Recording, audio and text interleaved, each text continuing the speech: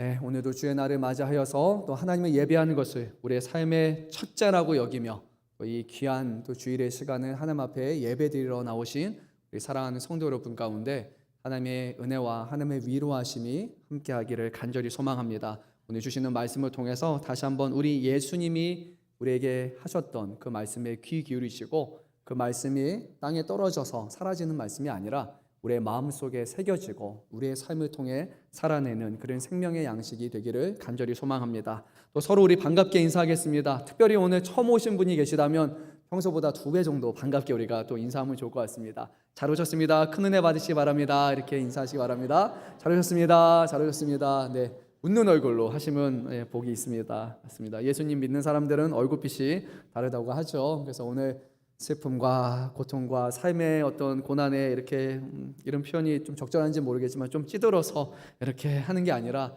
오늘 이 자리만큼은 하나님이 우리와 함께 하시고 우리를 사랑하신다, 또 그분이 우리와 함께 하시고 또 우리에게 확신 주신다는 마음을 가지고 정말 이 예배 시간이 기쁜 시간이요 감사하는 시간이 되었으면 좋겠습니다.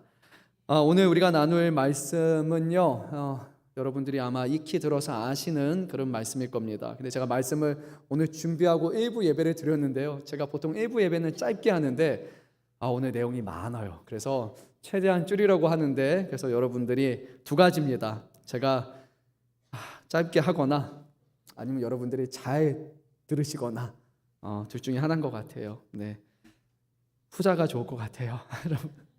자, 하나님의 말씀을 제가 오늘 또 전하도록 하겠습니다. 오늘 말씀은 예수께서 제자들 중에 12명을 사도로 정하시고 이들에게 자신의 사명을 위임해 주시면서 그냥 가는 게 아니라 주님께서 너에게 축복이 있을 것이다, 하지만 너희가 또 이렇게 살아가면 너에게 화가 있을 것이다 라고 그들에게 당부하시는 그런 말씀입니다.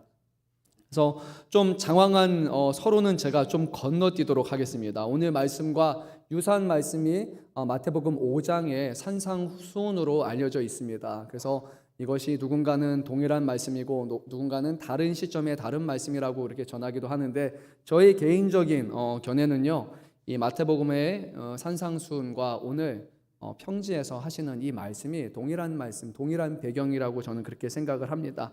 이후에 나중에 우리가 성경 공부를 할 시간이 있다면 제가 조금 더 비중을 가지고 말씀을 드리겠지만요, 이유는 한 가지입니다. 왜냐하면 말씀을 주시는 그 상황이 동일하기 때문이에요. 예수님께서 제자를 세우시고 제자들에게 당부하시면서 전하셨던 그 팔복에 관한 그리고 산상수훈의 말씀과 오늘 다시 제자를 세우시고 제자들에게 하시는 그런 이 네 가지 복과 네 가지 화에 대한 말씀이 동일한 흐름과 동일한 배경에서 이어지기 때문에 저는 같다라고 그렇게 봅니다. 하지만 오늘 여러분이 말씀을 보시면 마태복음에 있는 산상수훈과 또 오늘 누가복음의 평지에서 전하셨던 이 말씀은 보는 관점의 차이가 분명히 있습니다. 마태복음에서는 영적인 것을 가장 먼저 우선시하면서 말씀을 전합니다. 그래서 가난한 자가라고 말하지 않고 심령이 가난하다라고 그렇게 말합니다. 하지만 오늘 누가복음의 말씀에서는요, 누가는 이방인이었고 이방인 가운데 하나님 앞에 부르신 의사였기 때문에 그가 보는 관점은요, 먼저 영적인 관점으로 보기 이전에 현세를 살아가는 사람들의 고난과 어려움의 그 현실을 먼저 봅니다. 그래서 육신이 가난함으로 시작해서 그것이 나중에는 영적인 가난함으로 이제 변화되는 거예요. 그래서 이 두 가지를 여러분들이 염두에 두시면 좋을 것 같습니다. 육신의 문제가 영적인 문제로 점점 점진적으로 변해가는 것이 누가의 관점이고, 그리고 마태복음에서는 이미 그 대상이 유대인들이고 하나님의 말씀에 잘 알고 있는 사람이기 때문에 그래서 영적인 관점에서, 신앙의 관점에서 처음부터 전한다고 보면 좋을 것 같습니다. 누가복음 4장 18절 말씀을 보면 예수께서 안식일에 나사렛 회당에 들어가셔서 이사야의 글 중에 61장 1절 말씀을 찾으시면서 그렇게 회중 앞에 읽어주셨습니다. 그 말씀은 이러합니다. 주의 성령이 내게 임하셨으니 이는 가난한 자에게 복음을 전하게 하시려고 내게 기름을 부으시고 나를 보내사 포로된 자에게 자유를, 눈먼 자에게 다시 보게 함을 전파하며 눌린 자를 자유롭게 하고 주의 은혜의 해를 전파하게 하려 하심이라 하였더니, 예수님께서 회당에서 성경을 의도적으로 펴셨습니다. 그리고 이 말씀을 읽어주셨고요. 그리고 누가복음 4장 우리가 19절까지 읽었는데 21절 말씀을 보게 되면 예수님이 이렇게 선언하셨어요. 오늘 이 글이, 방금 내가 읽었던 이 이사야서 이 글이 너희가 듣는 가운데 이루어졌다라고 선언하셨습니다. 예수님이 이 땅에 오심으로 말미암아 이제 가난한 자에게 하나님이 예비하시는 그 복이 이제 선언되게 된 것입니다. 그것은 이 땅에 예수님을 통해서 이루시는 하나님의 나라를 통해서 결국 세워져 갑니다. 예수님의 가르침이 이제 나사렛 지역에서 널리 퍼져갔습니다. 근데 그 당시에 원래 회당에서 말씀을 강론하는 사람들이 있었어요. 유대인들이 남성이 10명만 모이면 회당을 세워서 그들이 말씀을 나눌 수 있었는데 주로 그들이 전했던 말씀은 이러했습니다. 누구누구 랍비가, 누구누구 선생이 이렇게 말했습니다. 이 말씀은 이렇게 해석하고 이런 가르침을 주었습니다라는 다른 사람의 권위를 가지고 와서 그 말을 전하는 것이 일반적으로 전하는 것이었어요. 근데 예수님께서 전하는 가르침은 달랐습니다. 어떤 랍비나 어떤 스승이나 어떤 학파나 어떤 대단한 사람의 이름을 가지고 와서 그 권위를 빌어서 말씀하신 것이 아니라 예수님은 하나님의 아들이시자 동시에 하나님이셨기 때문에 하나님으로서 이 말씀의 권위를 직접 가지시고 그 말씀을 직접 해석하시면서 그 말씀의 참된 의미를 전하셨습니다. 그러니까 사람들이 그 말씀을 들을 때 다르다. 예수님의 말씀은 권위가 있다라고 그렇게 여겼어요. 근데 그 예수님의 가르침의 권위는 단순히 전하는 메시지에만 있는 것이 아니라 그 말씀이 삶을 통해서 증명되었기 때문에 진정한 권위가 거기에 있었습니다. 예수님은 귀신 들린 자를 꾸짖으셨고 그 안에 있는 귀신을 쫓아내셨어요. 그리고 온갖 병자들을 치유하시는 그 능력을 보여주셨기 때문에 예수님의 가르침은 말뿐만인 가르침이 아니라 능력을 병행하는 그런 권위 있는 말씀이 되었습니다. 그런데 이러한 행보는 누군가에게는 기쁨의 소식이었어요. 병든 자들과 귀신 들린 자에게는 치유함을 받았기 때문에 너무나 기뻐하고 감사하는 소식이었지만 다른 사람들에게는 불편한 소식이 되기도 했습니다. 특별히 율법과 할례를 중심으로 해서 결코 완벽하게 지켜낼 수 없는 이 율법을 지키는 것이 가장 거룩한 것이고 가장 경건한 것이고 이것이야말로 우리의 모든 신앙이 결국 추구해야 되는 그런 목표점이고 이상이라고 주장했던 사람들이 있었는데 바로 바리새인과 서기관들이었어요. 예수님의 가르침과 바리새인들과 서기관의 가르침이 서로 부딪혔습니다. 예수님의 가르침은 단순히 율법을 지키는 것이 목표점이라고 말씀하지 않았어요. 예수님의 가르침은 사람들 안에 거하는 것이고 사람들을 만나 교류하시는 것이고 사람들의 아픔에 공감하시는 것이고 병든 자를 만지시고 고치시고 그들을 위로하시는 것이고 그리고 나서 이 모든 것이 천국에서 하나님이 이루실 일에 대한 그런 작은 축복이라고 이것이 복음이라고 그렇게 전파하셨습니다.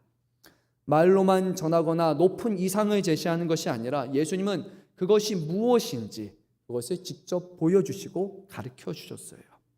당시 종교 지도자들은 자신의 권위를 앞세웠습니다. 사람들 앞에 서려고 했어요. 우리는 이런 사람들이다. 우리는 경건한 사람이다. 우리는 대단한 사람들이나 그러니까 너희는 우리를 우러러 봐야 된다라고 그렇게 스스로 높아지려고 했지만 예수님은 높아지는 분이 아니라 낮은 자들과 함께 거하셨습니다.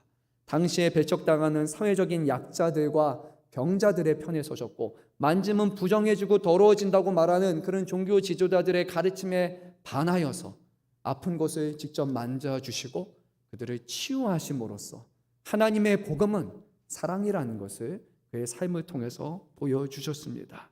그리고 예수님의 모든 삶은 예수님이 하셨던 말이 실제로 이루어지는 것을 통해 증명되었어요. 인자는 섬김을 받기 위해 온 것이 아니라 도리어 섬기려 하고 자기 목숨을 많은 사람들의 대속물로 주려 함이라 하는 말씀처럼 예수님은 정말로 낮은 자리에 오셔서 섬기셨고 또 섬김을 베풀어 주셨습니다. 종교적인 전통을 주장하는 사람들, 거룩함, 경건함, 위대함, 어떤 종교적인 제의를 통해서 찬양했던 사람과 그 사람들의 문제를 해결하시는 그런 예수님이 전하시는 복음은 결국 큰 충돌을 일으켰고 바리새인들과 종교 지도자들의 눈에는 예수님은 아주 가시와 같은 그런 존재가 되고 말았습니다. 그래서 결국 예수님은요 이제 자신을 따르던 많은 제자들이 있었는데 그 제자들 중에서 12명을 특별히 세우십니다. 그리고 그들을 사도로 보내셔서 예수님이 하시는 그 능력을 예수님이 하시는 일들을 위임하시고 맡기시게 됩니다. 그리고 이들을 통해서 복음의 기쁜 소식을 가난한 자에게 전하는 그 복음의 소식을 전파하게 하라라고 말씀하셨습니다. 하지만 예수님에 대한 박해가 가시적인 박해였고 이것은 점진적으로 점점 거세지는 그런 박해인 것처럼 예수님의 제자가 되어서 예수님의 이름으로 복음을 사명을 감당한다는 것은 결국 제자들에게도 동일한 어려움을 처할 것이 너무나 자명한 일이었어요. 제자들이 앞으로 걸어갈 길은 예수님이 걸으셨던 그런 가시밭길이었습니다. 그래서 예수님께서는 그들을 세우신 다음에 오늘 말씀을 통해서 격려하십니다. 그리고 그들에게 축복하십니다. 그리고 이 사명을 감당케 하십니다.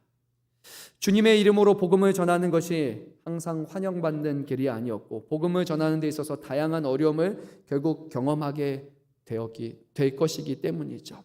이 자리에 오신 분들도 아마 공감하실 겁니다. 예수 믿으세요 라는 말이 사람들에게 나도 한번 믿어볼까요? 이렇게 말한 분, 아마 여러분 평생에 한 명 찾기도 어려울 겁니다. 당신이나 믿으세요. 나는 괜찮습니다. 예수는 없어도 잘 살아요 라고 말하는 사람들이 대부분일 거예요. 열심히 전하다가 열심히 가르치다가 사람들이 반응 때문에 결국 상처받는 사람도 많을 거고, 그리고 이 중에 계시지 않는 분들 중에는 그 복음을 전하는 것, 복음을 살아내는 어려움 때문에 이 자리에 나오는 것을 포기하시는 분들도 계시라고 저는 생각이 듭니다. 예수를 믿는 자가 어려움을 당한다. 안타깝게도 또 놀랍게도 성경은 이것이 당연한 것이라고 말씀을 합니다. 예수의 이름 때문에 고난을 당할 것이다. 하지만 우리 주님은요, 오늘 주시는 말씀을 통해서 고난이 있을 것이지만, 어려움이 있을 것이지만, 그런데 이 길은 복된 길이다 라고 우리에게 말씀하셨습니다. 어떤 길이라고요? 복된 길이라고 말씀하셨습니다. 그러면 왜 이게 복된 길일까? 우리 이 네 가지 주님께서 말씀하신 복에 대해서 우리 함께 나누는 시간을 갖도록 하겠습니다. 우리 본문의 20절 말씀을 한 목소리로 읽도록 하겠습니다. 예수께서 눈을 들어 제자들을 보시고 이르시되 너희 가난한 자는 복이 있나니 하나님의 나라가 너희 것이미요. 아멘. 가난한 사람이라고 말씀하십니다. 근데 가난은 일반적인 기준으로 보면 결코 좋은 것이 아니에요. 그렇죠? 긍정적인 것이 아닙니다. 가난해지고 싶은 분 혹시 계십니까? 없죠. 가난이라는 것은 우리가 모두 피하고 싶은 거예요. 가난하면 결국 삶의 불확실성을 가중시켜요. 그리고 가난하다 보면 우리 안에 불안함, 두려움, 염려, 초조함 이런 것들이 결국 우리 안에 자리 잡게 됩니다. 당장 쉽게 말해서 우리 주머니에, 우리 지갑에 돈이 하나 없다고 생각하면 마음이 불안해요. 통장에 좀 잔고가 많으면 마음이 든든한데 통장 잔고가 막 간당간당해요. 생활비도 좀 힘들어요. 그러면은 이게 그냥 돈으로 끝나는 게 아니라 대인관계, 사회생활 이 전반에 걸쳐서 이게 다 영향을 끼치게 됩니다. 우리의 가난이 단지 조금 힘든 수준의 문제라면 잠시 절약하고 잠시 아끼는 것으로 해결될 수 있겠죠. 하지만 가난의 문제가 지속적이라고 생각해 볼까요? 더 이상 벗어날 가능성이 없는 그런 상태, 개인적으로 아무리 열심히 해도 이 가난한 상태에서 벗어날 수 없다, 절대적으로 누군가의 도움을 의지해야 되는 상황이라면 이 가난의 문제는 아주 심각하게 우리에게 다가옵니다. 가난하기 때문에 우리 인생은 아주 비참해질 수 있어요. 근데 예수님은요 이렇게 말씀해요. 가난한 사람들이 근데 비참한 사람이 아니라 가난한 너희들이 오히려 복되도다라고 말씀하십니다. 오늘 말씀은 이제 헬라어 원문의 그 직역으로 번역하면 이런 의미로 됩니다. 복되다 가난한 사람들은 그 하나님의 나라가 너희 것이기 때문이다라고 말합니다. 우리 한국어 성경에서는 너희가 먼저 들어가지만 원문 성경에서는 너희는 뒷부분에만 있습니다. 우리 잘 아는 마태복음 5장 3장의 그 팔복의 말씀을 보게 되면 가난한 자라고 말씀하는 게 아니라 그 앞에 수식어가 하나가 붙습니다. 뭐가 가난합니까?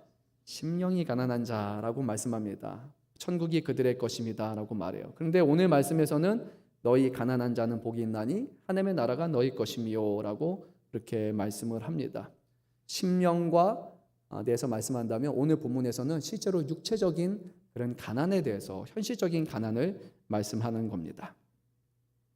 네, 원문을 제가 말씀드렸던 이유는 뭐냐면 너희 가난한 자가 아니라 가난한 자는 복이 있나니 라고 말씀하시면서요 이어서 하나님의 나라가 너희 것입니다 라고 원문에서는 그런 수순으로 말합니다. 그러니까 가난한 자가 복이 있다는 것이 일반적인 거예요.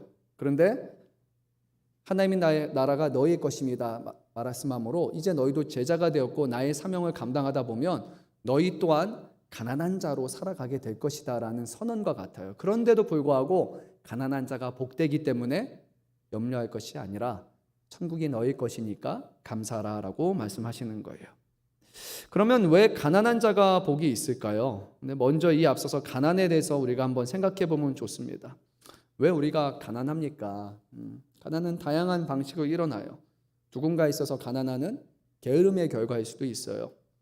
또 열심히 살지 못했기 때문에 마주하는 현실일 수도 있습니다. 또 누군가는 너무 사치스럽게 흥청망청 살았기 때문에 가난할 수도 있어요. 또는 성공하지 못한 인생에게 부과되는 그런 결과로 우리는 여겨질 수 있습니다. 가난은요, 꼭 이런 방식으로만 오지 않습니다. 다양한 방식으로 찾아오죠. 불의의 사고로 인해서 가난이 찾아오기도 합니다. 뜻하지 않은 재앙과 재난으로 인해서 가난이 발생하기도 해요. 건강하시고 잘 일하시던 분이 좋은 직장에서 하시던 분이 갑작스럽게 과로로 쓰러지셨는데 다시 일어나지 못하게 되면 또 그분이 집에 가장이고 자녀가 있는 상태가 되면 그 집에는 갑자기 가난이 이제 찾아오는 겁니다. 해외 같은 경우는 미국은 자주 일어나는 거예요. 이렇게 해안가를 따라 있는 집들이 어느 순간 그냥 풍랑을 만나서 사라집니다. 그리고 뭐 캘리포니아 지역을 보게 되면 너무 건조해서 이제 갑자기 산불이 나고 뭐 집 한두 척이 아니라 그냥 뭐 지역 전체가 순식간에 불타는 그런 일들도 우리가 보게 돼요. 꼭 원해서 나의 잘못 때문이 아니라 이런 재앙과 재난으로 인해서 가난해질 수도 있는 겁니다. 근데 그뿐만이 아니에요. 그 중에는 가난을 선택하는 사람들도 있습니다. 더 많은 것을 누릴 수 있는 환경에서 태어났음에도 불구하고, 그리고 이런 자력으로 가난의 문제를 분명히 해결할 수 있음에도 불구하고 가난을 선한 목적을 위해서 자처하시는 분들이 있어요.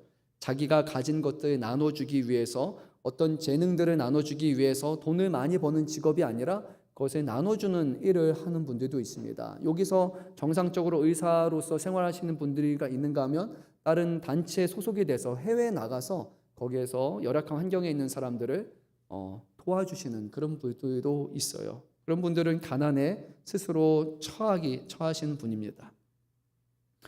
또는 생업 활동을 줄이고 하나님의 일에 더 힘쓰기 위해서 가난해지시는 분들도 있습니다.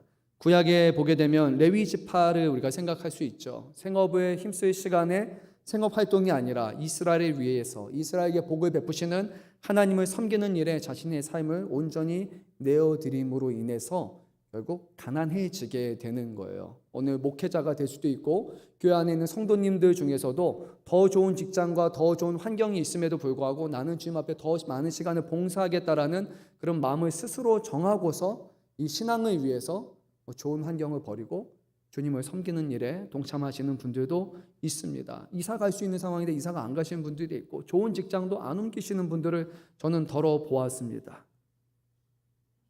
그래서 단순히 가난을 어떤 태생적인 문제나 게으름과 무능력의 문제로 좁힐 필요는 없습니다. 근데 이런 가난의 문제, 오늘 왜 가난을 제일 먼저 말씀하시느냐, 그리고 왜 마태복음에서는 가난이 심령의 가난함으로 이어지느냐, 그 이유는 가난이라는 것은 우리의 삶의 다양한 영역과 또 직결이 되지만 이 가난하다 보면 결국 그 가난이 영적인 부분과도 반드시 연결되기 때문입니다. 이 부분은 우리가 좀 더 얘기를 나누도록 할 텐데요. 제일 먼저 우리가 기억해야 될 것은 예수님은요, 지금 제자들에게 가난한 자라고 말할 때 야, 너희 계속해서 가난해져야 된다라고 그렇게 가난을 종용하시는 것은 결코 아닙니다. 가난한 사람만 천국이 너희 것이다 라고 그렇게 말씀하시는 것도 아니에요. 하지만 하나님의 일을 위해서 가난을 자처한 사람이 있다면 가난으로 인해서 슬퍼하거나 가난으로 인해서 안타까워하거나 가난으로 인해서 하나님 앞에 어떤 불편한 마음을 갖는 것이 아니라 오히려 이것을 너에게 복으로 여겨라. 너는 하나님의 나라를 이미 소유한 사람으로 하나님을 더 가까이 간직한 사람이기 때문에 그것은 결코 우리가 슬퍼할 일이 아니라고 말씀하시는 겁니다. 왜 그럴까 생각해 보니까 가난한 사람들의 일반적인 특징이 있잖아요. 가난한 사람들은요, 그래도 좀 더 갈급합니다. 그리고 간절해요. 지금 자신의 처지 상황에 대해서 부족함이 있기 때문에 이것이 무언가로 채워져야 되고 어떤 외부적인 도움을 받아야 된다라는 것에 결국 가는 거예요. 신앙이 있는 사람이라면, 믿음이 있는 사람이라면 이 가난의 문제를 바깥에서 내 열심으로, 내 수고함으로 돈을 버는 것을 해결할 수도 있지만 그런 방식으로 되지 않는 더 큰 문제에 대해서는 이 문제를 결국에는 누구 앞에 내려놓습니까? 하나님 앞에 가지고 와서 하나님을 의지하고 하나님께 매달리는 거죠. 우리는 구약 성경 안에서 이런 일들을 많이 봅니다. 이스라엘 백성이 애굽의 노예가 되었을 때 그들의 노예 상황에서 스스로 해방할 수 있는 가능성은 0%였어요. 불가능한 일입니다. 그들이 할 수 있는 유일한 것은 하나님 앞에 울며 애통하며 기도하는 것밖에 없었어요. 근데 하나님은 놀랍게도 그들의 기도와 간구와 그들의 고통과 슬픔을 들으시고 그들을 이스라엘에서, 애굽에서 하나님께서 구원해 내심을 보게 됩니다. 예수님은 제자의 삶은 비록 이 땅의 기준으로 보게 되면 가난한 삶이지만 가난으로 끝나는 것이 아니라 도리어 복되다라고 말씀을 하십니다. 우리 20절 말씀을 다시 한번 읽어보도록 하겠습니다. 예수께서 눈을 들어 제자들에게 보시고 이르시되 너희 가난한 자는 복이 있나니 하나님의 나라가 너희 것이미요. 아멘. 이 제자들에게 약속된 것이 무엇입니까? 하나님의 나라가 너희 것이다 라고, 이것을 소유의 형태로 너희가 이미 가졌다라고 그렇게 말씀을 하십니다. 하나님의 나라라는 것을 여러분 잘 보셔야 돼요. 하나님의 나라와 하늘 나라는 좀 달라요. 하늘 나라는 어디 있습니까? 말 그대로 하늘에 있는 천국을 가리키는 거예요. 그런데 하나님의 나라는 하늘에 국한되지 않습니다. 하나님의 나라는 하나님의 통치가 이루어지는 모든 영역을 가리키는 거예요. 그것은 하늘 그리고 땅, 온 우주를 포함하는 개념이에요. 궁극적으로는 하늘 나라에서 이루어질 것이지만 하늘에 가야지만 되는 것이 아니라 너희가 천국을 갈 것이다라는 그런 말씀이 아니라 이미 하나님의 나라와 하나님의 통치가 너희에게 이루어질 것이다라는 그런 약속으로 주시는 거예요. 그래서 예수님의 제자들은요, 부분적으로는 이 땅에서 하나님이 통치하시고 하나님이 다스리시고 그들의 인생을 책임져 주심을 경험하게 될 것이다라는 약속이 이 안에 있는 거예요. 너가 예수 잘 믿었더니 나중에 죽고 나면 천국 갈 거야 라는 말씀이 아니라는 거예요. 말씀을 지키며 살아가는 너희들에게 너희에게 필요한 것을 하나님 앞에 구할 때 먼저 나라와 그의 의를 구하라. 그리하면 이 모든 것을 너에게 더하시라는 말씀과 같이 하나님의 뜻을 위해 구하는 자에게 그 필요가 채워짐을 경험하게 될 것이니까 너희가 그 가난을 불편해하거나 가난을 애처로할 것이 아니라 그 가난의 문제를 채워주시는 그 하나님을 만나게 될 것이라는 이 약속이 이 안에 분명히 있는 것입니다.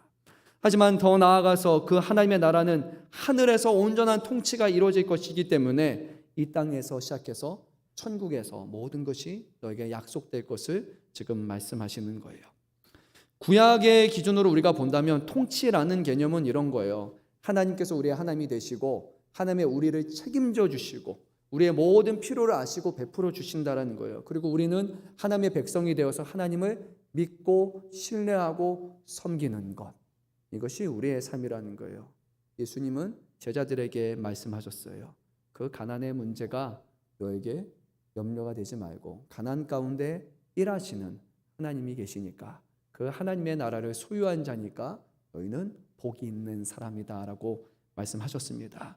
사랑하는 성도 여러분, 우리의 삶이요, 비록 지금 가난에 자처하시는 분들도 있고 더 좋은 환경으로 갈 수 있는 분들이 있잖아요. 여러분이 그래도 직장이 주의를 성소하기 위해서 그래서 어떤 직장을 선택하시는 분들도 있을 것이고 어떤 환경적인 것, 예수 믿기 위해서 학생들은 더 학업에 더 많은 시간을 쏟을 수 있음에도 불구하고 주일에 학원을 갈 수 있음에도 불구하고 예배 시간이 겹친다는 이유로 해서 학원을 가지 않고 하는 그런 결정을 내리잖아요. 그게 세상의 기준으로 보면 어리석은 것처럼 보이고 그것이 결국 우리에게 어떤 가난이라는 것을 야기할 수 있지만 하나님은 그렇지 않다라고 우리에게 분명하게 말씀하십니다.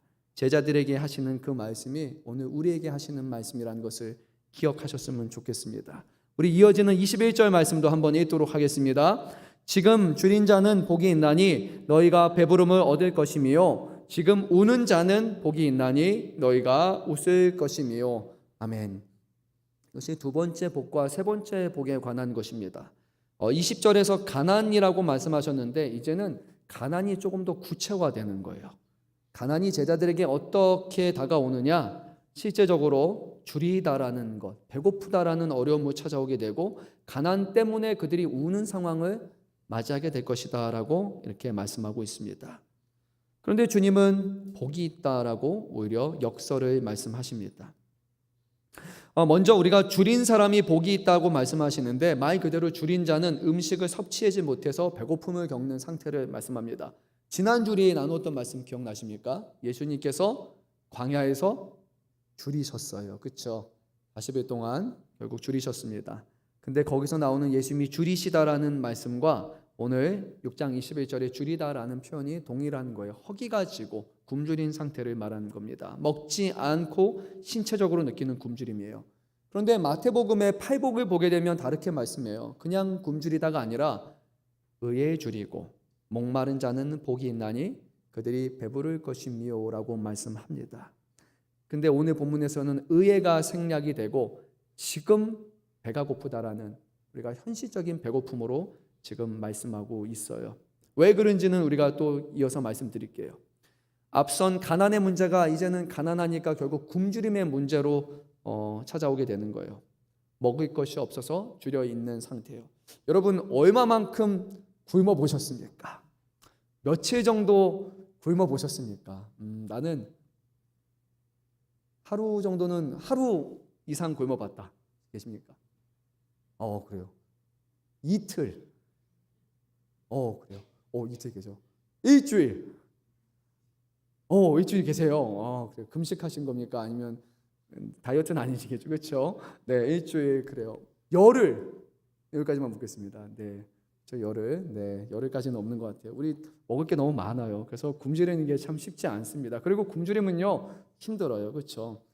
근데 1세기 당시를 생각해 보면요, 오늘 우리처럼 삼시세끼를 먹는 그런 사회가 아니었어요. 1세기 당시에는 먹을 것이 없어서 줄이는 것이 좀 보편적이에요. 하루에 한 끼 정도 먹는 것이 일반적이었고 조금 형편이 남은 하루에 2끼 정도 먹었는데, 근데 그 하루에 한 끼를 먹는 것조차도 쉽지 않았던 것이 바로 1세기 유대인들의 삶이었어요. 왜냐, 대부분의 약 70%에 해당하는 사람들은 빈곤층이었기 때문이에요.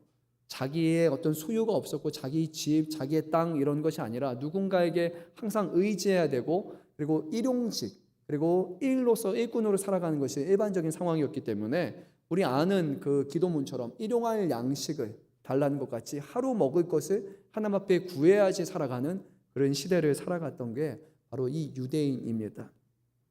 근데 좀 더 생각해 보면 우리 인류라고 생각해 보면 오늘 우리가 보통 세 끼 드시잖아요, 여러분. 근데 우리가 세 끼를 챙겨 먹는 식문화가 정착된 것은 17세기에 시작이 됩니다. 그 전까지는 세 끼 안 먹었습니다.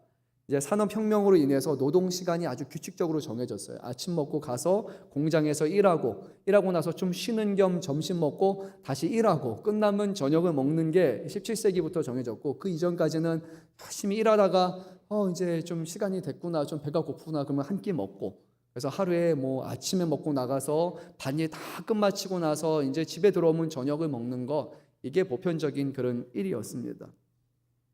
그래서 그런 당시에는 오늘 우리가 경험하는 이렇게 풍성한 식탁, 음식을 남기는 것, 이거는 고대 사회에서는 상상하기 좀 어려운 거예요.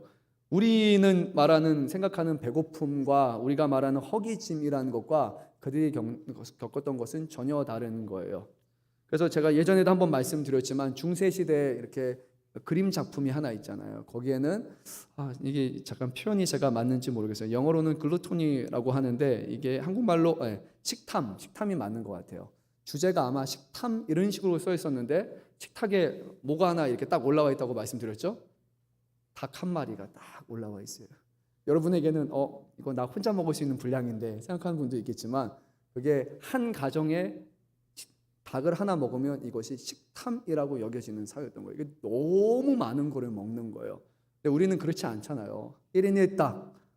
솔직히 말하세요. 1인 1닭 하신 분 계시고, 2명 정도면은 닭 한 마리 다 먹잖아요. 근데 온 식구에, 여기는 온 식구는 4명, 3명 가족 아니에요. 7명, 8명 이렇게 많은 시대예요. 그런데 닭 한 머리를 먹을 때 이게 식탐이라고 여겨질 만큼 그런 시대가 일반적이고 보편적인 시대예요. 오늘 우리와 같이 이렇게 잘 사는 시대는 별로 없었습니다. 대한민국도 50년에서 70년대를 보릿고개라고 얘기하죠. 그래서 저희 부모님 세대를 보게 되면 많이 힘드셨다고 제가 들었습니다. 나무 껍질, 보릿가루 막 이런 거 드시면서 가장 힘든 시기잖아요. 이제 보리가 자라나는 그 4월, 보리가 있는 4월, 5월 그때까지를, 겨울에서부터 이 기간을 낳기 위해서, 살아나기 위해서 정말로 고생하셨던 시대가 부모님 세대죠. 이렇게 굶주린 사람들에게 가장 좋은 소식은 뭐냐? 예수 믿으세요가 아니에요. 이 굶주린 사람에게 가장 좋은 소식은 뭡니까? 먹을 것을 주는 거예요. 그래야 그것이 복된 소식이 되는 거예요. 굶주린 사람들에게 여러분 예수 믿으면 천국 갑니다 라고 말하면 이것은 사치에 가깝습니다. 굶주림이 채워지고 그리고 배고픔의 문제가 해결돼야, 그래야 천국을 생각하는 거예요. 오늘 말씀은 그것을 우리에게 전하고 있는 거예요. 우리는 예수 믿으세요, 천국이 있습니다, 예수 믿으세요, 우리의 삶이 변합니다. 근데 그게 아니라 실제로 살아가는 사람들은요, 굶주리고 가난하고 지금 어려움 가운데 있는 사람들이에요. 그들에게 가장 먼저 전해야 될 문제는 바로 굶주림에 대한 해결이다. 주님은 그 굶주린 사람들에게 하나님이 굶주림을 배부름으로 변화시켜 주실 것이다. 그러니까 너희가 복이 되다라고 말씀하셨습니다. 이 땅에 오신 예수님도요, 천국의 복음을 가르치셨어요. 열심히 가르치셨는데 많은 사람들이, 군중들이 모였어요. 막 한 5천 명이 넘는 사람들이 다 모였어요. 근데 밤에 탁 보니까 이 사람들이 아침부터 와가지고 저녁이 돼서 밥을 먹을 시간이 됐는데 아무것도 먹을 게 없어서 먹지 못하는 상황인 거예요. 그때 이들을 불쌍히 여기셨어요. 그래서 예수님은 뭐라고 하셨습니까? 그들에게 예수 믿으면 배고픔이 해결돼 라고 말씀하셨나요? 아니에요. 하늘을 바라보시고 우러러 축사하셨어요. 너희 중에 가진 것이 있으면 내놔라. 아주 작은 거였어요. 오병이어라는 아이들이 함께 먹을 작은 분량이었어요. 근데 그거를 가지고 하나님이 주시는 복으로 이것을 거기는 모든 사람들에게 나눠주고 배불리 먹게 하셨고, 심지어 너무 많아서 남은 음식들이 12광주리가 되었다고 성경은 분명히 말씀하셨어요. 예수님이 전하시는 복은요, 이런 복이에요. 가난한 사람들에게, 필요한 사람들에게 그것을 채워주는 것부터 시작을 해야 되는 거예요. 병든 자에게 가서요, 예수 믿으면 천국 갑니다라는 그 복음이 더 강력할까요? 그 병든 자를 위해서 기도해서 그 병이 낫게 하는 게 강력할까요? 여러분, 물어볼 이유가 없는 거예요. 귀신 들린 사람에게 가서, 멀리 가서 주님 주님 천국, 이게 아니라 정말 그 귀신이 쫓아나는 것, 이게 이 사람들에게는 가장 명확한 복음이었고, 이것이 천국에 대한 모습이었던 거예요. 우리 주님은 제자들에게 이것을 가르쳐 주신 거예요. 심령이 가난한 것은 그 나중에 이야기가 되는 거예요. 지금의 배고픔을 주님은 채워주실 것이다. 그리고 나서 그들의 심령을 채워주시는 일들이 일어나는 겁니다. 제가 그저께 영상을 하나 봤어요. 이 배고픔의 문제가, 제가 배고픔을 좀 많이 얘기하고 있는데, 한국 전쟁 이후에 많은 가장들이 죽었잖아요. 남자들이 많이 죽었어요. 그래서 고아들이 많이 생겨났어요. 근데 이 고아들을 돌보기 위해서 감사하게도 많은 선교사님들이 이렇게 시설을 만들고 그들을 돌보는 일을 하셨어요. 근데 이제 거기에서 발생하는 아주 특별한 일이 하나가 있었어요. 선교사님이 얘기하시는데, 아이들이 배고프니까 아이들에게 우선 제일 먼저 했던 게 복음 전하는 게 아니라 먹는 거였어요. 잘 먹여줬어요. 잘 먹어서 애들이 얼굴이 너무 기뻐요. 행복해요. 먹었으니까. 근데 밤에 잠을 안 자는 거예요. 그래서 왜 잠을 안 자니? 자 했더니 밤에 자고 나면 내일은 배고프잖아요. 이 얘기를 하는 거예요, 아이들이. 그러니까 이 선교사님이 마음이 아픈 거예요. 아니야. 자고 나면 아침에 내가 또 먹을 걸 줄 거야. 그러니까 편하게 자라. 근데 아이들이 잤을까요? 못 잤을까요? 못 잤어요. 못 자는 거예요. 계속 못 자는 거예요. 꿈만 같은 일인 거예요. 지금 먹을 게 있다는 게 너무 굶주리고 너무 호덕여다 보니까 이거 진짜 꿈 아니야? 자고 나면 사라지는 거 아니야? 그러는 거예요. 그래서 고심한 끝에 선교사님이 어떤 행동을 했냐면 내일 먹을 빵을 가져왔어요. 그래서 아이들 손에 딱 쥐어줬어요. 그래서 야, 이거 끌어안고 자. 그리고 아침에 이거 먹어라고 하니까 그제서야 아이들이 잠을 자기 시작했다고 얘기했어요. 굶주림은요, 우리의 마음에 불안감을 가져옵니다. 굶주림은요, 아무것도 할 수 없어요. 우리가 아무리 영적으로 얘기해도 예수 믿으면 복을 받습니다, 예수 믿으면 잘 된다라는 말보다 더 현실적이고 더 와닿는 것은요, 가난한 사람들에게 먹을 것을 나눠주면서 예수님을 믿으면 예수님이 한 번 먹고 사라질 음식이 아니라 여러분의 영원히 썩지 않는, 영원히 채워지는 음식을 주실 것이에요 라고 전하는 것이 더 현실적인 거예요. 우리 주님은 오늘 말씀을 통해 이렇게 전하고 계세요. 물질적인 가난, 굶주림에 대해서 하지만 물질에 시작해서 물질로 끝나는 말씀은 결코 아니에요. 뒤에 이어지는 말씀을 보면 이것이 잘 드러나요. 시작점은 삶의 문제이지만 결국에는 하나님께서 채워주실 영적인 복이 있을 것이라는 것으로 끝이 납니다. 물질적인 필요가 많이 있는 사람들에게는 영적인 문제보다 결국 현재의 가난과 어려움이 크죠. 근데 우리가 이야기를 좀 바꿔서 생각해 봐요. 잘 사는 사람이에요. 굶주림이 없는 사람이에요. 집도 다 있고 모든 것이 다 그냥 너무 좋아요. 너무 편안해요. 부족하다라는 것을 느껴본 사람이 없어요. 근데 그런 사람이 가서 여러분들이 예수 믿으세요. 그러면 여러분의 배고픔이 해결될 것입니다 라고 말하면 그 사람이 뭐라고 할까요? 배고픔이 뭐예요? 나는 배가 고픈 게 아니라 살을 빼야 되는데 근데 예수 믿어서 배고프면 그게 나에게는 와닿지 않아요가 되는 거예요. 그래서 누가복음의 말씀과 마태복음의 복의 말씀은 두 가지가 보완이 되는 거예요. 누군가는 물질에 문제가 없고 하지만 영적인 갈급함을 가진 사람들, 세리장, 삭개와 같은 그런 사람들에게는 이 영혼에 대한 굶주림의 갈망을 채워주는 것이 더 중요한 것이에요. 하지만 지금도 세상 가운데 물질적인 어려움을 겪고 있는 사람, 가난과 굶주림 가운데 살아가는 사람들에게는 그들의 필요를 채워주는 것이 바로 복음이 되는 것이에요. 시작점이 되는 거예요. 우리 예수님은 이미 말씀하셨습니다. 건강한 사람에게 의사가 쓸데없다 라고 말씀하셨어요. 주님은 아픈 자, 병자를 고치기 위해서 오셨다.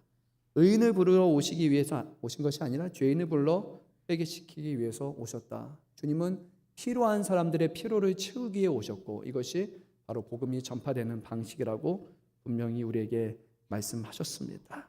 그래서 사랑하는 성도 여러분, 여러분들이 하나님의 자녀로 부르심을 받았다면요, 여러분들은 기대할 수 있어요. 하나님, 우리에게 영적인 채워줌도 분명히 있지만요, 주님이 우리의 어려운 형편을 아시고 우리가 주님 앞에 먹을 것을 구하고 일용할 양식을 구할 때 주님이 이것을 우리에게 주실 줄 믿습니다 라는 그 약속과 그 확신을 우리는 갖고 살아가야 하는 것입니다. 왜요? 하나님이 여러분의 삶 가운데 주인이시고 통치하시기 때문이에요. 오늘 예수님은 제자들에게 염려하지 마라, 내가 너와 함께 할 것이다 라고 약속을 주십니다. 이제 우리 세 번째 복을 조금 살펴보도록 하겠습니다. 세 번째는 우는 자가 복이 있다고 말씀하셨습니다. 여기서 말하는 우는 자가 누군지를 우리가 생각해 보면요, 성경에서는 아주 다양한 이유로 사람들이 울었습니다. 다윗은 자신의 죄로 인해서 울었어요. 근데 그것이 끝이 아니라 죄가 점점 자라나서 죄로 인해서 자신의 사랑하는 압살롬을 결국 죽여야 하는 그 문제 때문에 결국 슬피 울었습니다. 한나는 아이를 갖지 못하는 것으로 인해서 사람들에게 수치당하고 부끄러움당하는 그 고통으로 인해서 하나님 앞에 기도하고 통곡을 했고, 예레미야 선지자는 이스라엘의 죄로 말미암아 결국 이스라엘이 멸망하게 될 것을 너무나 극명하게 알았기 때문에 그들을 바라보면서 애통하면서 울었어요. 끝까지 회개하지 않는 이들을 바라보면서 마음 아파하면서 울었어요. 이스라엘 백성은 애굽의 노예 생활하면서 울부짖으며 울었지만 또 한편으로는 가나안 땅에 들어가라는 그 하나님의 말씀을 듣고 우리를 죽이려 보내시는 거냐고 하나님 앞에 밤새도록 통곡했다고도 말합니다. 죄, 인생의 슬픔, 괴로움, 하나님에 대한 불신과 반역, 하나님의 약속에 대한 기쁨과 감사 등등 우리 성경에 보게 되면 다양한 이유로 사람들이 웁니다.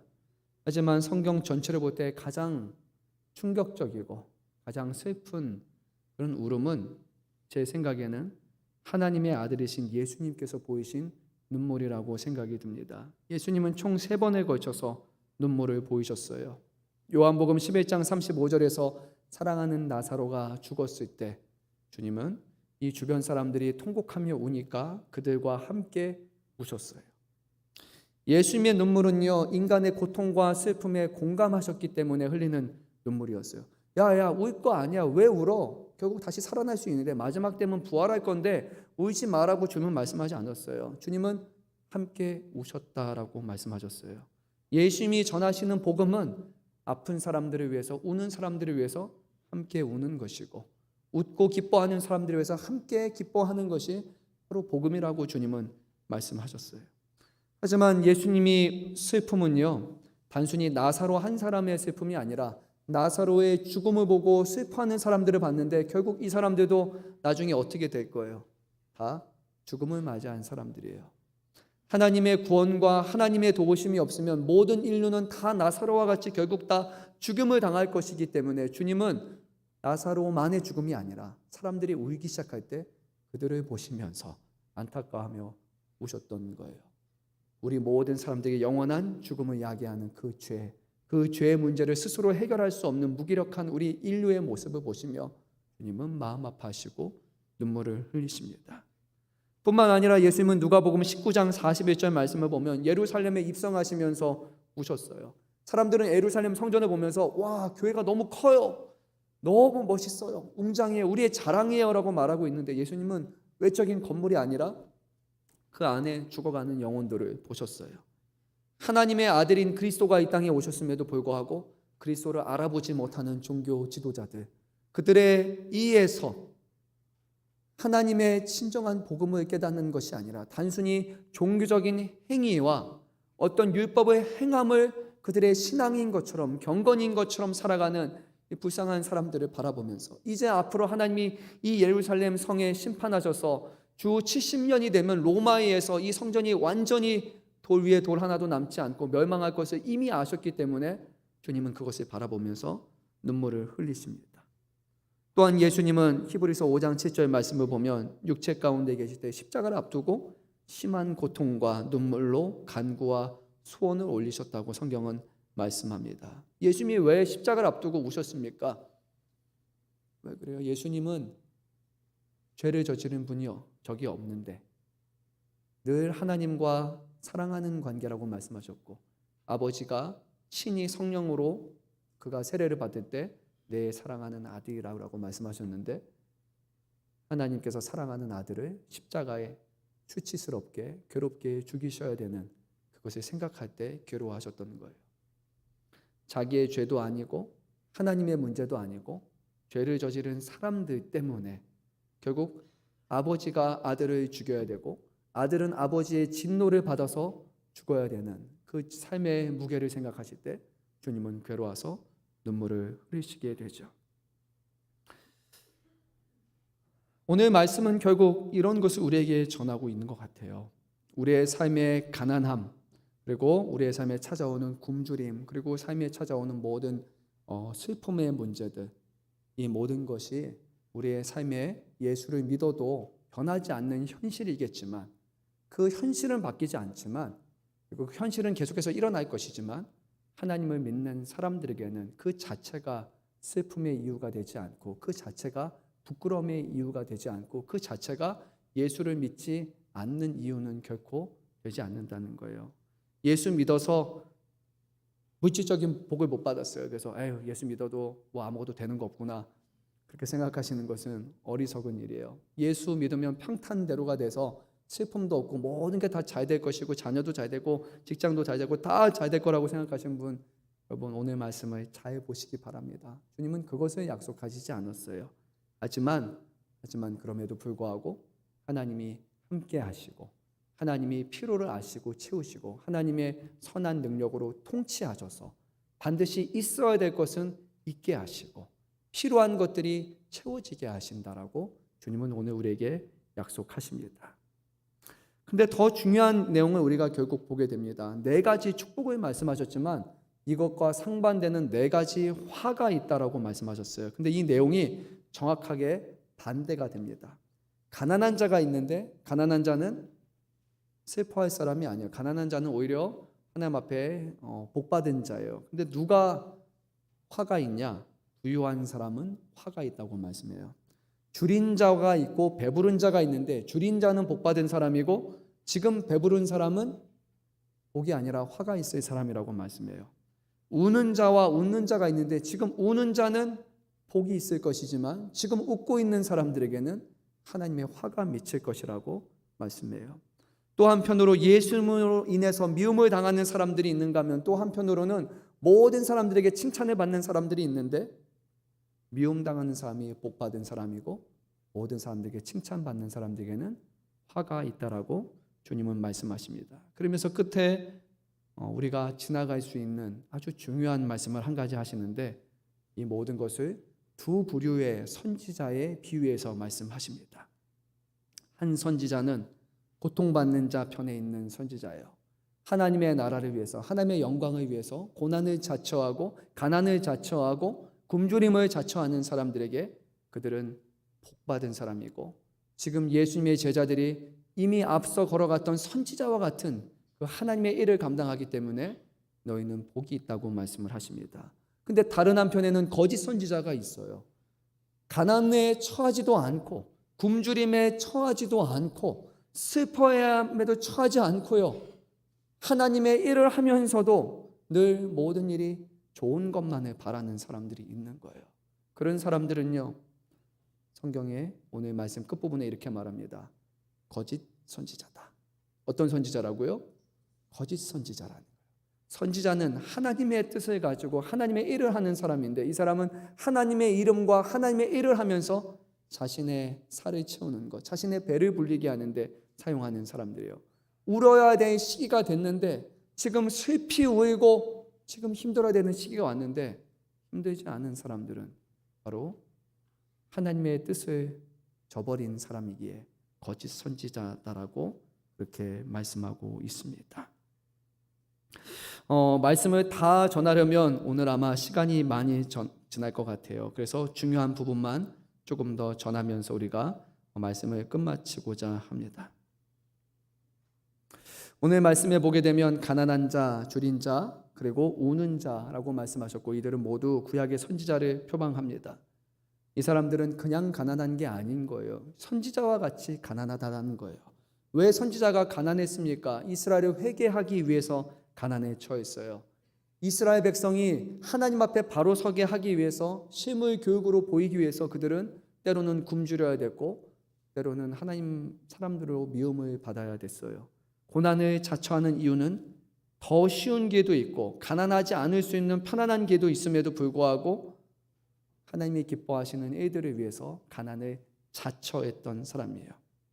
가난하고 지금 배가 고파 주려도 이루 말할 수 없는 고통과 괴로움이 있다 할지라도, 그런데 불쌍한 사람이 아니라, 동정의 대상이 아니라 이 모든 고난이 하나님을 위한 것이기 때문에 너희는 오히려 복된 사람이다라고 주님은 말씀해요. 왜냐하면 이들의 고난과 고통은 목적이 있기 때문이에요. 그 모든 고난과 고통은 이 세상에 죽어가는 사람들의 영혼을 살리기 위해서 하나님이 쓰시는, 자처하시는 고난인 거예요.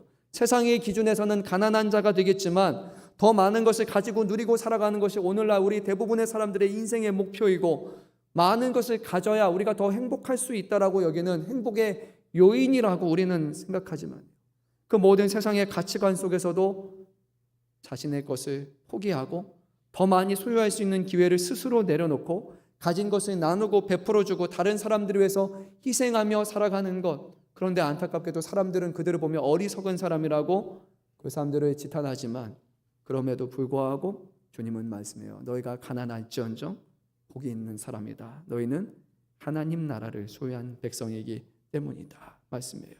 비록 하나님의 아들이신 예수 그리스도께서 이 땅에 섬김을 받지 못하시고 도리어 섬기는 일만 끝까지 하시다가 결국에는 죽기까지 하셨지만, 하나님께서 예수님의 죽음을 헛된 죽음이라 말씀하지 아니하시고 오히려 죽은 예수 그리스도를 다시 살리시사 하늘과 땅의 모든 권세를 하나님께서 그의 아들 되시는 예수 그리스도께 위임하신 것처럼 하나님의 나라를 위해서 자신의 가진 것들을 기꺼이 내어놓고 가난을 자처하는 사람들에게는 세상에 썩어질 것과 세상의 기준은 가난하지만 하나님의 기준에서는 그 누구보다 부요한 사람이 되었다고 오늘 우리에게 말씀하시는 거예요. 사랑하는 성도 여러분, 여러분들은 어떤 기준에서 부요하십니까?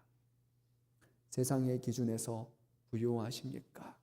아니면 여러분에게는 천국이, 하나님의 나라가 우리 삶에 임했기 때문에 그분이 우리의 삶의 주인이시고 그분이 우리 안에 한시적인 잠깐 지나가는 그런 어떤 부유함을 주시는 것이 아니라 영원히 썩지도 않고 좀먹지도 않고 해하지도 않고 주님이 주시는 그런 부유함과 기쁨으로 여러분은 살아가시는 분입니다.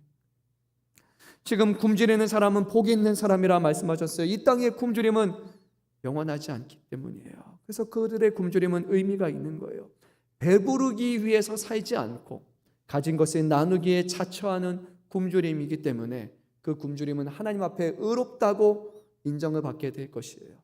또한 그들의 굶주림은 다른 사람들의 배를 채워주기 위함이고, 그리고 그 배를 채워줌을 통해서 진정으로 그들의 영혼을 채워주실 수 있는 생명의 양식 되시는 예수 그리스도를 전할 수 있기 때문에 그것은 진정으로 배부름이라고 주님은 말씀해요. 다른 사람들의 영혼을 배부르게 하기 위해서 전제되어야 될 것이 내 영혼이 예수님으로 인해서 배불러야지 가능한 것이기 때문이에요. 누군가는 굶주림에 대해서 고개를 절 수도 있지만 누군가는 그 사람들의 자처하는 굶주림의 모습을 보면서 왜 굶주리려고 하는지, 왜 그렇게까지 굶주려야 되는지, 그 이유가 세상의 음식으로 채워지기 위함이 아니라 예수님의 생명의 양식으로 채워지기 위함이라는 것, 그렇게 말만 하는 것이 아니라 그것을 삶에서 살아가는 그 모습을 보면서 내 배부름은 오늘 저녁이 지나고 아침이 되면 다시 허기로 찾아올 것인데, 먹지 않은 당신이 나보다 더 배부른 것 같고, 나보다 더 풍족한 것 같고, 나보다 더 기뻐하고 나보다 더 감사하며 살아가는 모습을 볼 때 나도 이것이 아니라 당신이 소유한 것을 나도 소유하고 싶다라는 그 마음이 결국 열망을 불러일으키게 되기 때문에 우리의 굶주림은 영혼을 살리는, 하나님이 기뻐하시는 의로운 굶주림이 되는 겁니다. 우는 자가 복이 있어요. 왜냐하면 그들의 슬픔은 이유가 있는 슬픔이기 때문입니다.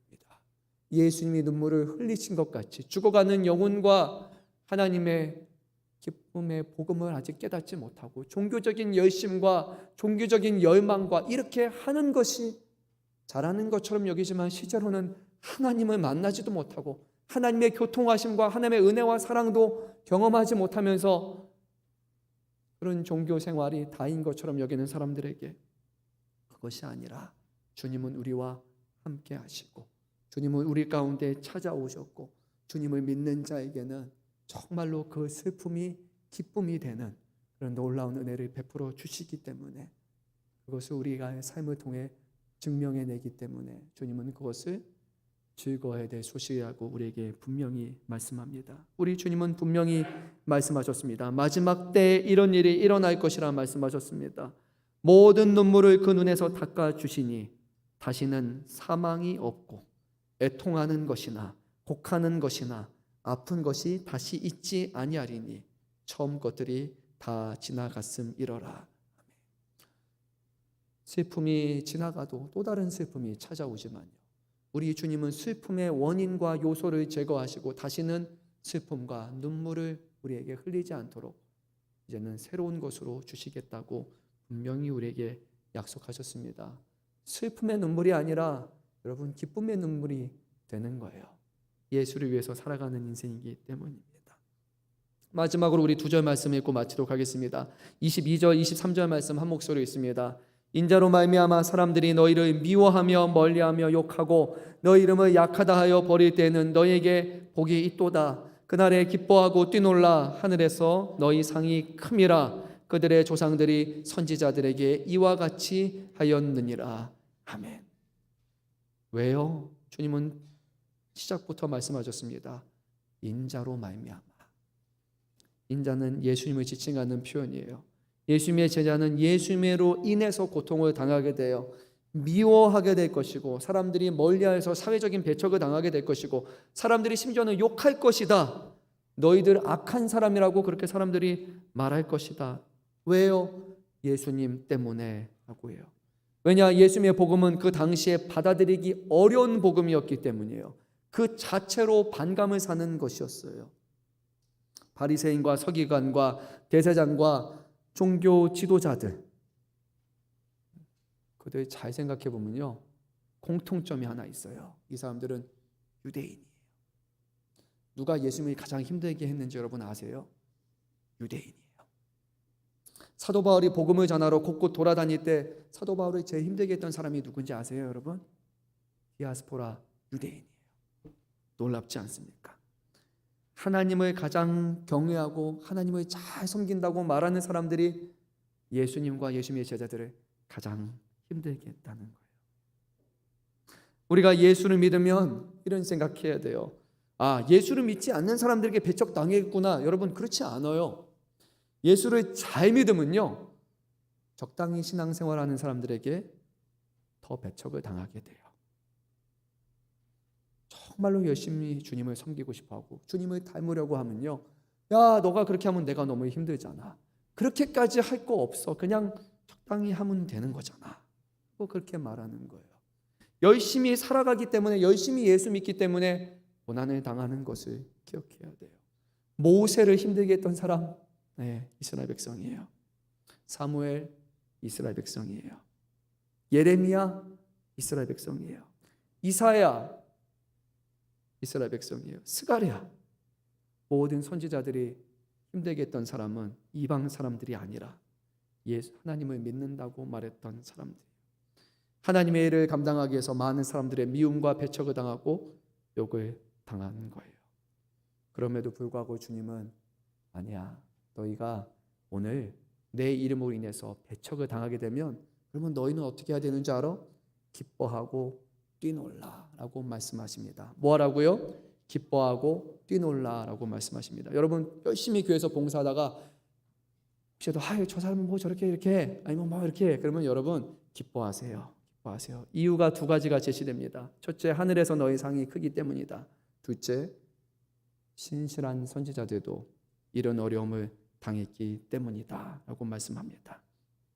지금 부유하고 지금 배부르고 지금 웃고 지금 칭찬을 받는 사람들은 오히려 두려워야 된다. 너희는 하나님을 제대로 믿는 것이 아니기 때문이다. 주님은 오히려 그들에게 화를 선언하셨어요. 물론 예수님은 부유한 것 자체를 잘못이라고 말씀하지 않았어요. 배부른 것이 잘못이라고 말씀하지 않았어요. 지금 웃는 것 자체가 잘못이라고 말씀하지 않았어요. 그런데 문제는 뭐냐면요, 가난한 사람이 있는데 옆에서는 나는 부유해요 라고 말하는 거예요.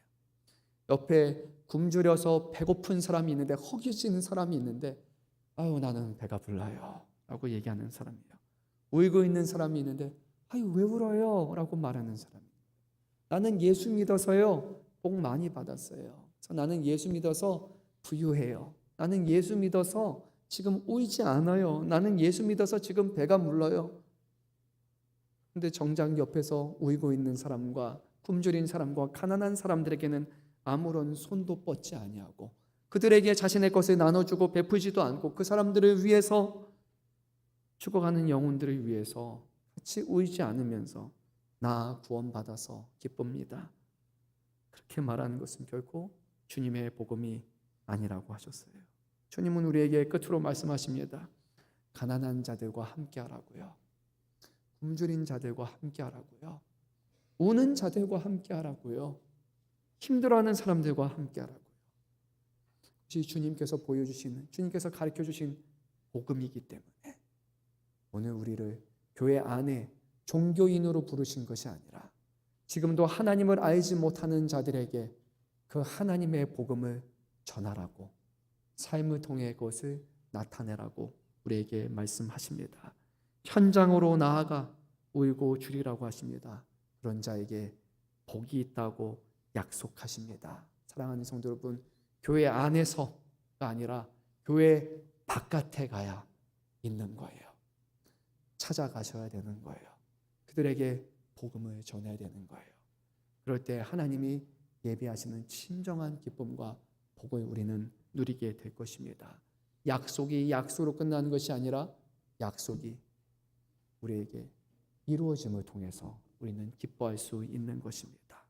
오늘 우리 주님께서 자신의 삶을 통해 살아내시고 제자들에게 가르쳐주시는 이 말씀을 바라기는 저와 여러분의 삶 가운데 한 곳에 반드시 새기시고 교회 안에 종교인으로 살아가는 우리들이 아니라 그 복음으로 전하는 사람들로 살아가시는 저와 여러분 되시기를 간절히 소망합니다. 기도합니다. 사랑이 많으신 주님 감사드립니다. 오늘